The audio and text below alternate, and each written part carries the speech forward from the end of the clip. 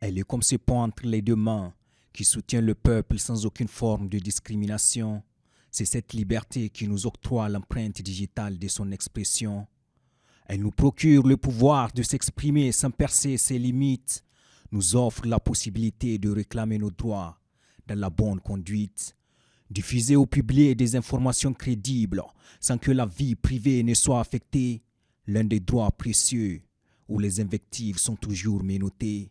À présent, grâce à l'engagement du métavers avec ses algorithmes sophistiqués, les rumeurs sont détectées, utilisateurs à la seconde alertés, car certains contenus suscitent de la haine. C'est le diable en personne qui les tweet, alors secouant le vent d'osier.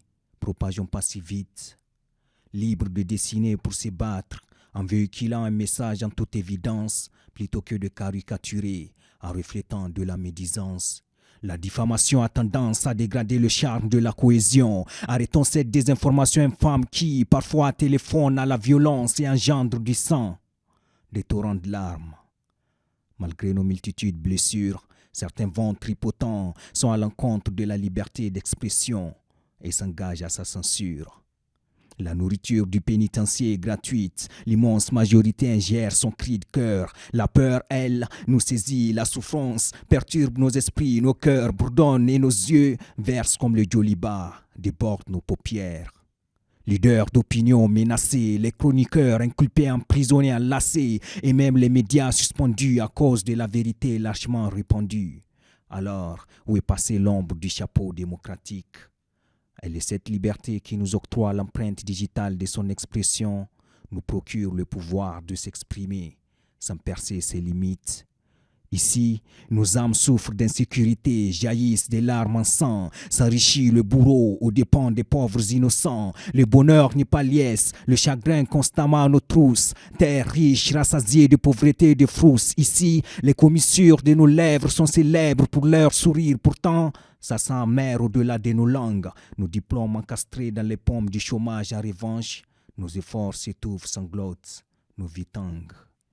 Les matraques politiques nous slappent.